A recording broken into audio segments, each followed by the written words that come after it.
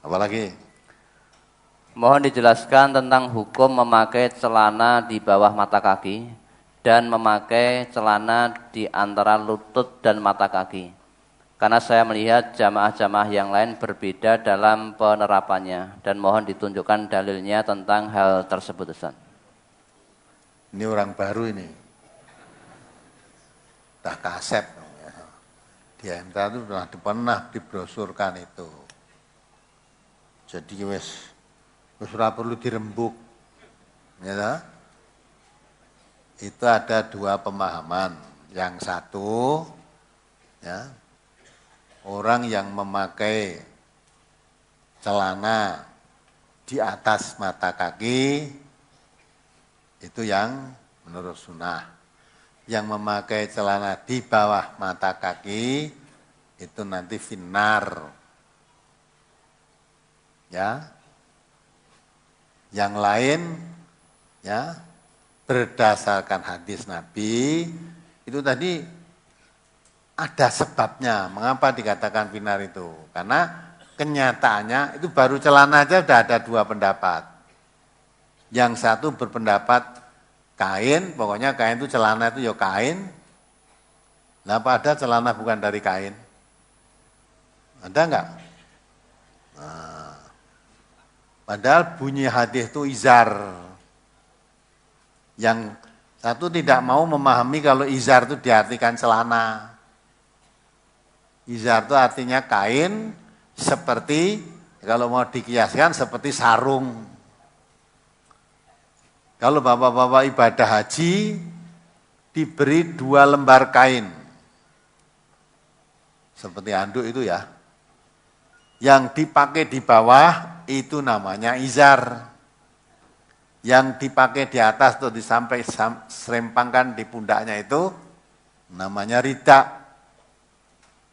Dan Nabi mengatakan siapa yang memakai izar di bawah mata kaki karena kesombongannya, nah, finnar. Allah tidak akan melihat orang itu. Apalagi di waktu sholat. Ya. Yang lain berdasarkan hadis juga riwayat Abu Bakar As-Siddiq.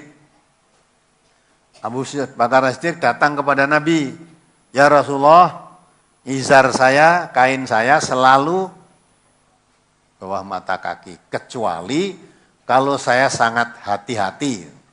Bagaimana itu ya Rasulullah?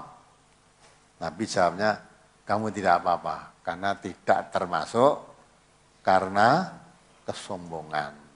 Oh, gitu ya. Nah, kalau dengan begini berarti larangannya memakai izar sampai di bawah mata kaki itu dilarang kalau ada unsur sombongan. Jadi yang dilarang itu sombongnya. Sombong itu menurut definisi Rasulullah, batarul haq wa ghamtun nas. Menolak kebenaran dan merendahkan manusia. Kamu menganggap pakai celana yang di bawah mata kaki, wah merasanya yang paling baik. Yang tidak di bawah mata kaki itu jelek, yang benar ini. Terus menganggap wah lebih baik daripada yang lain. Nah itu tidak boleh. Sombong. Atau celanamu di atas mata kaki. Tapi kamu merasa yang di bawah mata kaki itu finnar semua. Yang ahli surga yang di atas mata kaki ini. Nah, masa surganya ditentukan celana? Gitu? Nah, kalau kamu menganggap itu yang paling baik, yang tidak seperti kamu anggap lebih rendah, salah, ya itu kamunya sombong kamu. Lah yang begitu itu walaupun celanamu di atas mata kaki, hukumnya haram karena kesombongannya. Jadi yang dikatakan oleh Rasulullah itu, yang diharamkan itu bukan di bawah atau di atas, yang diharamkan adalah karena sombong. Karena Nabi juga mengatakan, la yadkhulul jannata man kana fi qalbihi mithqala dzarratin min kibrin. Orang tidak akan masuk surga. Barang siapa yang di dalam hatinya ada sifat kesombongan walaupun sebesar dzarrah. Kecil aja tidak bisa masuk surga, apalagi besar. Ya, toh? Maka kalau di MTA yang mau pakai celana di atas mata kaki silahkan. Ya. Yang mau di bawah mata kaki silahkan. Ya. Terus kalau ada anak-anak muda sekarang pakai celana jin, orang diketok dawa-dawanan itu, ada enggak yang begitu? Terus nanti dilinting, ben ora ngeset-ngeset lemah, kotor. Boleh enggak itu? Ya, kalau mengatakan tidak boleh, golekno larangane. Tetap urusan masa pakaian itu urusan dunia. Selama tidak ada larangan berarti boleh. Ya tak? Nah, itu jin itu kan pakaian orang barat, sing ada sapa.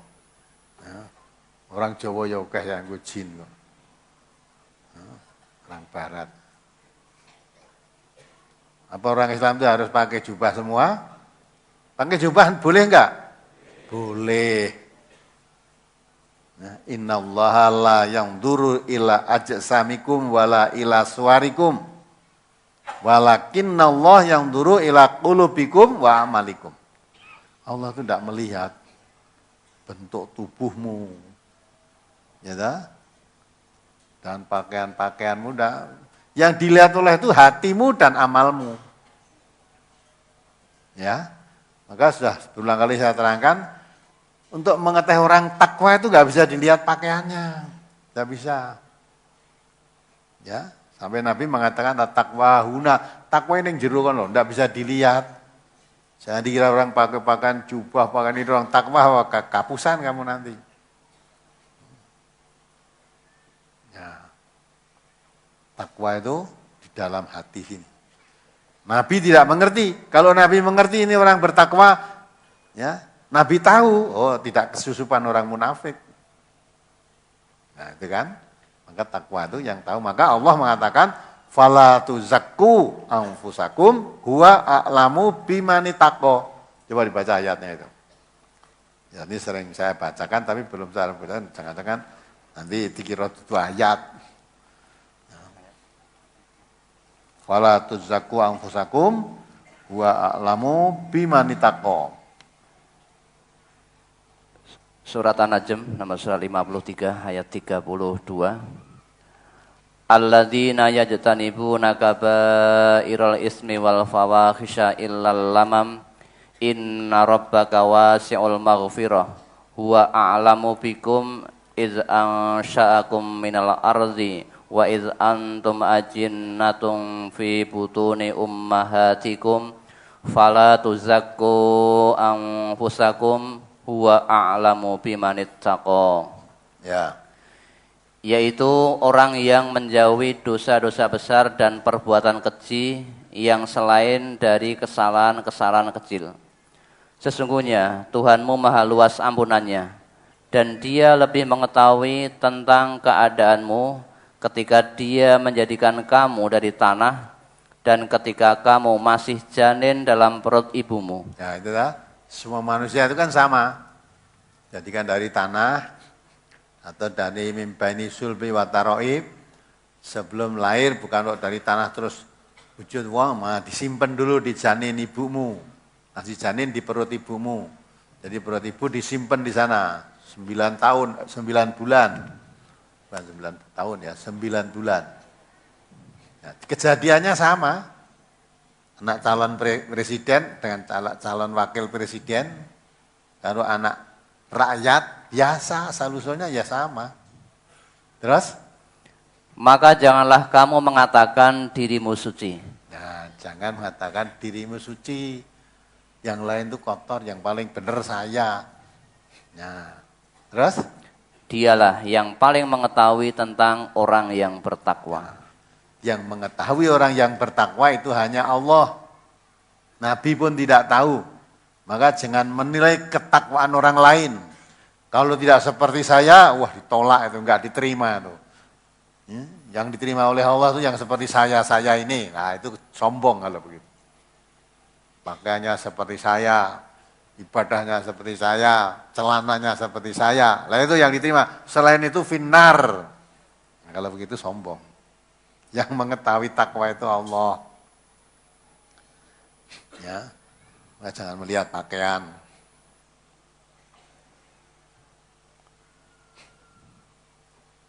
Nanti anggere ngerembug celana cingkrang mesti melayune neng jenggot. Saya pernah di SMS lah bagaimana? Wong pimpinane wae ndak mau jenggot, melihara jenggot, apalagi muridnya. Ya jenggotnya tak titip kayak kamu gitu kok. Nanti melayune rohno. Nah, udah di sana udah tekan nuklir, ini baru saja nih menerbangkan pesawat ulang-alik, kini jenggot katok. Kok ora pikirannya kok ora maju-maju itu.